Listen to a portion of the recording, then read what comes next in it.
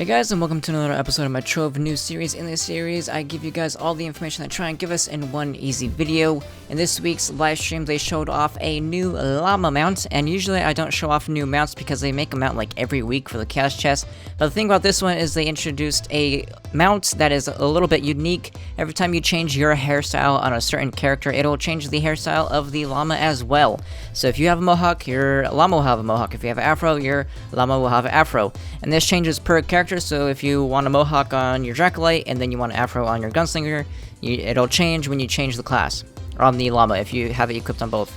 Next thing is a Patron buff. I talked about it already in a video not too long ago, but basically they're buffing up Magic Find for late game players, and they're buffing the amount of gem dust you get and all that stuff from gem boxes. They did show off opening gem booster boxes, which I don't know if that was tied to the Patron buff or not. That'll have to wait until it actually comes out on live. I think it might actually be on PT. Actually, it's on PTS. Maybe we could check on PTS. But for live, I'll probably do a video opening up gem booster boxes. I only have like 1,000 cubits or something on PTS. That's why I can't really do it. So yeah, we'll see. Next thing they showed off. Again, I have a video on that. If you want, I'll throw it in the top right card for the whole Patron buff. I explain it more in detail then. I just want to quickly skim over it since I've already done an entire video on it. Next up is the Collections UI. It is coming out next week. So I've already, again, shown that off. But here's a quick little clip of that, and that will be coming out next week. Next thing coming out next week is the Griffin mount. They're coming out with the Griffin mounts finally that they showed off with the new Pinata Dragon and all that. It's coming out at the same time. They also have a couple other Griffin-ish type mounts that are coming out. Basically, bird mounts coming out at the same time. They showed off a half tiger / parrot Griffin-ish mount that will be coming out. I don't know if they're all coming out at the same time. I would assume so. Next up, the Extra Life eggs are now confirmed to be available for qubits, so if you don't buy Extra Life pack right now, you can still get the 2 dragon eggs for qubits. They're probably going to be like 50k, just like the other one, or I think the other one's 50k, right? The Lunar New Year one. Whatever the Lunar New Year one is, probably going to be for the same amount of qubits as that one, 20 or 50k, I don't remember. And then, finally, they discussed for next week. This is all coming next week, I believe, except for maybe the Extra Life eggs, or the Extra Life eggs might come out next week. I don't know for sure. But finally, for next week is the new dragons are coming out, and they did confirm where they all come from. So I've already confirmed where 2 of them came from, but I didn't know where the last one came from. So it is the Everdark Dragon is coming from Shadow Caches. That is the Shadow Dragon. The Pinata is coming from Pinatas, and the Toy Dragon is coming from Adventure Boxes. Now, the thing with the Adventure Boxes is you can use a golden key on them. So that means you can get Toy Dragon eggs from those boxes. But remember, if you use a key on it, you can also get one of the mounts. And there's 2 mounts that come per adventure box, so you have basically a 1 in 3 chance if you use a golden key, which golden keys are pretty expensive to get that egg. I don't know if you can use keys on Shadow Caches, I don't remember, but yeah.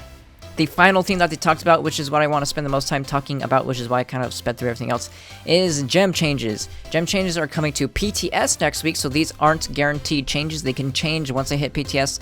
Remember, PTS is always being changed. That's why I don't make videos on PTS for the most part, because what I say one day can be changed the next day. Especially if I make a video about something that's pretty overpowered, they might even nerf it during that same week. So, but I still want to talk about it because it's still news, because it is coming, just it might be nerfed a little bit or might be buffed a little bit, but it's still coming. So next week in PTS is going to be gem changes. There's going to be no more dust from rare drops. So if you open up U9 boxes, you are guaranteed stellars every time you hit a rare drop. It's going to be a stellar gem.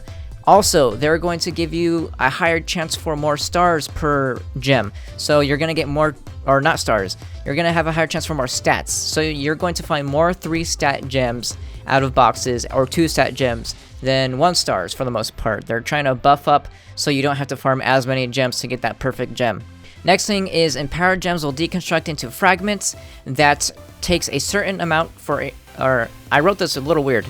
So basically you can deconstruct radiant, stellar, or radiant empowered gems, and they, on top of the dust that they give you, they're going to give you fragments, and it's going to take a certain amount of fragments to craft a guaranteed stellar gem. I do believe, just from a little bit of like just common sense, that if you deconstruct a blue radiant empowered gem, it's going to give you a blue empowered star, or whatever you want to call it. Maybe it'll be like a key or something. Basically, it's just like class gem keys, but with empowered gems. You deconstruct maybe, let's say 10. This is, again, random. 10 radiant empowered gems, you might have to deconstruct 10 of them, and then you'll get a guaranteed 1 stellar that you can craft through the table.